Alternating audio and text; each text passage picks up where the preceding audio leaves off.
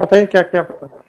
30/10/21 को वाइफ द्वारा जो है हस्बैंड को चाकू से चोट पहुंचाई गई, जिसमें 506/34 का मामला पंजीबद्ध हुआ। पत्नी ने चाकू मारा पति को। हाँ, उसकी कंप्लेंट 2/11/21 को कौन सा annexure document? Annexure P4 page 16 Mylar. आपका कहना है कि आपकी पत्नी ने आपको चाकू मार दिया हाँ, कि वो सुहागन अपने आप को नहीं देखना चाहती। ये ट्रीटमेंट हुआ है 12 दिन। ये सब मैंने पेज अच्छा 71 से लगाया है। अच्छा, आपसे ऐसे ही है ना, ऐसा ही है ना। अब जो भी अरे इतना मजाक इतना लाइटली नहीं करूंगा किसी की जिंदगी के बारे में सर। अब ये सोनी जी इतना अरे आसानी से इतनी लाइटली मैं किसी का जिंदगी के नहीं बारे ठीक, में मजाक। पेज 71 देखे सर, जो डिस्चार्ज। अभी आप आ जाइए पेज 18 पे P4 पे। हाँ, क्या लिखा है आपने कि मैंने खुद को खुद चाकू मारा है?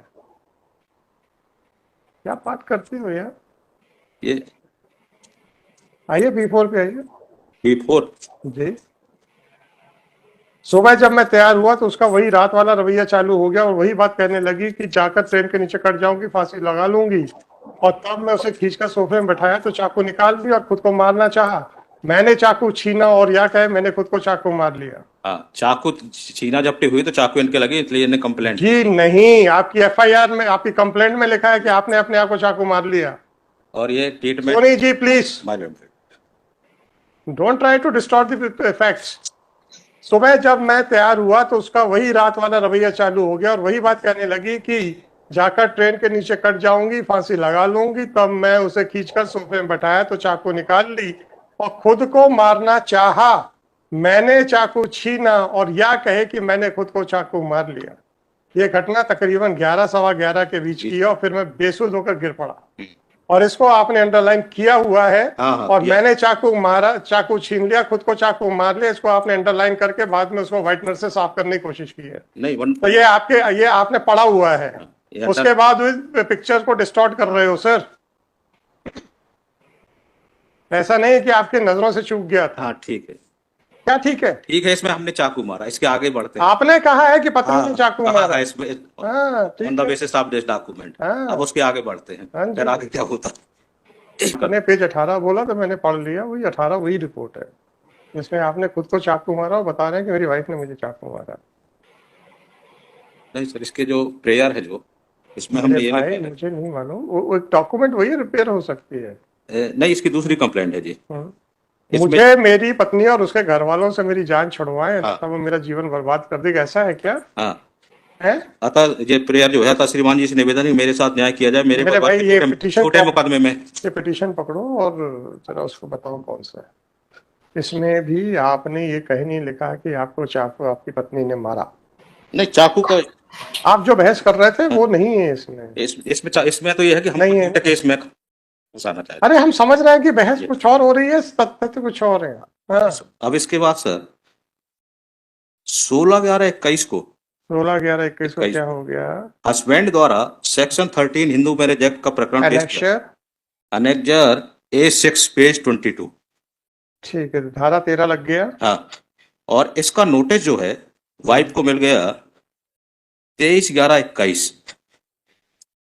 Notice received 23/11/21 A13 page 106। मिल गया सर, ठीक है। मिल गया सर। उसके बाद वाइफ द्वारा हम्म, 25/11/21 हम्म, को नगर पालिका उपाध्यक्ष हम्म, के घर जाकर मदर, डॉक्टर और ये वाइफ आकर अपना पूरा सामान ले गई।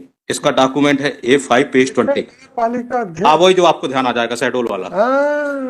ये नगर बुला के पालिका लाई अध्यक्ष के लेटर पैड के ऊपर वो आपने डॉक्यूमेंट बनाया। वाइफ और उसकी मदर खुद गई उनके यहाँ। कोई बात नहीं, ये कोई वो बात डॉक्यूमेंट भी है सर। कोई बात नहीं। आप जो है नगर पालिका अध्यक्ष उपाध्यक्ष के लेटर पैड के ऊपर नहीं, हमने नहीं लिखाया हम क्या करें सर, रिलाई आप कर रहे हो। ये वाइफ ने ही गई और उसके बयान भी हो गए हैं नगर पालिका उपाध्यक्ष के हमारे केस में, हिंदू मैरिज एक्ट में। सोनी साहब, जब शुरुआती गलत फैक्ट से होती है ना तो अंत भी गलत फैक्ट पे जाता है। इतना ही कह पाऊंगा। ये 25/11/21 को ये सामान पूरा ले गई सर, जो सामान था जी सर, ये सब ले गई। बहुत अच्छा हुआ सर। आप इस 400-600 तो बचे, नहीं तो स्त्री धन के मुकदमे में और फंस जाते। अब इसके 25/11 इसकी पत्नी और कहाँ मिलेगी सर? 25/11 के बाद 30/11/21 को हाँ 5 दिन बाद जब सामान ले गई चली गई, हाँ। और उस लेटर में लिखा भी है कि हमको कोई देगा, उसके बाद ये रिटर्न कंप्लेंट होती है और एफआईआर दर्ज होती है। सर 400-600 तो बच गए, नहीं बचे? अब वो तो इससे भी बचना चाहिए। बचना चाहिए। जी, इसलिए कि 4 साल के पीरियड बताइए में। ना, बताइए क्या है, आपके ग्राउंड्स क्या है? हाँ मैडम, कि 4 साल में कोई रिपोर्ट नहीं की? नंबर नहीं मेरा। 4 साल में कोई रिपोर्ट नहीं की, पहला ग्राउंड। धारा एफआईआर जो, 13 का नोटिस मिलने के बाद एफआईआर हाँ, हुई। घर छोड़ने से पहले अपना सारा सामान ले गई। और हम अलग रहते थे। और आपको मारने का, आपसे लड़ती थी, झगड़ती थी, आपका जीवन हराम कर रखा था, तो आपने कौन सी रिपोर्ट कर दी थी भैया 4 साल में, जो आप उसको आरोप लगा रहे हो कि उसने 4 साल में कोई रिपोर्ट नहीं पेज की? 20 जो रिटर्न कंप्लेंट की है किस तारीख की है? 22/11/21, फिर जब ये फिर स्थितियां ऐसी निर्मित हुई। नहीं, लेकिन मिस्टर चार चार इन 4 साल के पीरियड में कोई ऐसी मिस्टर बात। काउंसल, जो आर्ग्यूमेंट आप कर रहे हैं आप ही पे भी अप्लाई हो रहा है। आपने बता दिया कि मेरा जीवन नर्क हो चुका है, ऐसा लिख रहे हो आप वर्चुअली। हाँ एफआईआर क्या है ये बताइए। सर, और एफआईआर में जो है जनरल एलिगेशन है सर, ये इतने में आओ, आप दूसरों के चक्कर में खुद भी ना फंस जाओ। जेठ जेठानी ये साढ़े लाओ तभी रखेंगे, तो जहाँ मेरे तो हैसियत नहीं मांगती। फॉर्च्यूनर गाड़ी और 20 लाख रुपए, 20 तोला मांगते हैं। फिर 30/10 को इन्होंने मायके फोन किया, मायके ले गए, मैं मायके में रह रही हूँ। जी सर। एफआईआर में ये बताया गया है कि शादी के तुरंत बाद, हम्म एक तो जनरल एलिगेशन है सर कि 4 माह बाद, हम्म ऐसा नहीं है कि मैं मतलब 4 माह बाद हम्म सत्येंद्र, मेरे पति सत्येंद्र, शराब जेठ, नीरज शराब, पंकज शराब तथा जेठानी हम्म शराब, पंकज जो मुझे कम दहेज लाने की बात पर मारपीट करने लगे तथा कहने लगे कि तुम मायके से बहुत कम दहेज लाई हो, अतः हम्म एक फॉर्च्यूनर गाड़ी 20 तोला सोना मायके से ले आओ तभी तुम्हें रखेंगे। हम्म। सॉरी साहब, भले, इनके 161 के बयान क्यों नहीं पेश किया आपने? क्यों हटा दिए? क्या चक्कर है? हैं? जब आपको कंप्लीट चार्जशीट हाँ फाइल करने का डायरेक्शन था, और आपने लिखा भी है कि हमने चार्जशीट फाइल कर रहे हैं, हाँ हाँ। और आपने सारे डॉक्यूमेंट्स हटा दिए, सर अभी सर अवेलेबल इतने थे पूरे, इतना ही ग्राउंड है खारिज करने के लिए सर। वो इससे ज्यादा सुनने की आवश्यकता ही नहीं है आपकी। मैंने आपसे कहा था आगाज ही झूठ से हुआ है तो अंत भी झूठ पे ही होने वाला नहीं, है। 4 सीट में होंगे ना सर वो 4। सोनी साहब, आप अपनी बात बताइए। नहीं सर, मेरे पास नहीं थे इसलिए मैं मैंने आपसे देख रहा कहा कि जब हूँ। आपका आगाज ही झूठ से हुआ था तो अंत भी झूठ से ही होने वाला है। ऑर्डर शीट था to file the complete chargesheet, हाँ, आपने कहा हमने चार्जशीट फाइल कर दी है, और क्या फाइल किया? कुछ नहीं। और एप्लीकेशन में क्या लिख रहा है? इस filing the copy of chargesheet. मैंने तो आपसे कहा था कि मुझे क्या मालूम कि आपने ये सब किया हुआ है।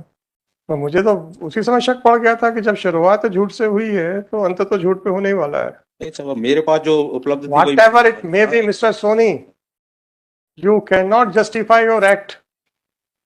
Once you have given a declaration that it is a complete charge sheet, then the entire responsibility is of yours. आज पहली बार है कि शुरुआत भी झूठ से की आपने और अंत भी झूठ से ही कर रहे हो। हम तो पूरा लिखने वाले हैं अब। सर चार नहीं, it will be a reflection on you. नहीं सर, डायरी से इसलिए diary. I am not, it is my prerogative to look into the diary or not to look into the diary. Once there was a direction to you to file the complete charge sheet, and you have filed the complete charge sheet according to you, I am- whereas all the documents have been removed by you. I am very sorry sir. Then don't say sorry for me, to me. Feel sorry for your client who will be losing the case. हैरानी की बात है कि सोनी जी आप ऐसा कर गए। नहीं, 2 दिन बाद पेश कर वो शायद अवेलेबल, वो सिविल में करते करते क्रिमिनल का भी बुखार आ गया। नहीं, कागज हटा लो। जो document available. Whatever it may be, Mr. Soni, can it be a ground? You should have said कि मेरे पास कागज नहीं है।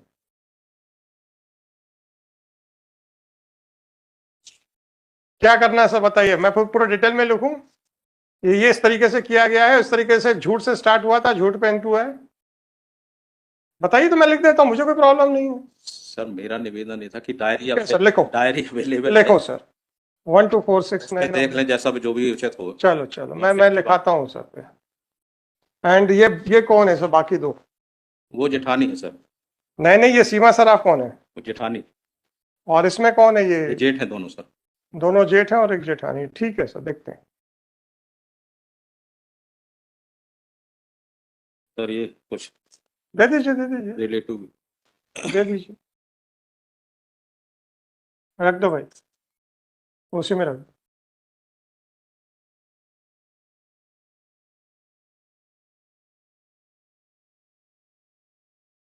चल